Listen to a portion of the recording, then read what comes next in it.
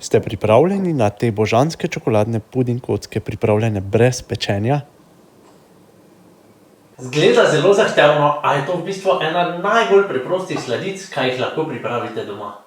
Sladica je pripravljena iz 3 različnih plasti. Najprej pa se lotimo kreme s pudingom. Puding, sladkor in nekaj mleka damo v skledo in premešamo. Preostalo mleko zavremo in dodamo mešanico med rednim mešanjem, da nastane zelo gosta zmes. Dodamo maslo in ohladimo. Ohlajeno zmes stepemo, dodamo stepeno smetano in dobro premešamo. Piškote razporedimo po pekaču, dodamo kremo, še eno plast piškotov, kremo in nato končamo s piškoti.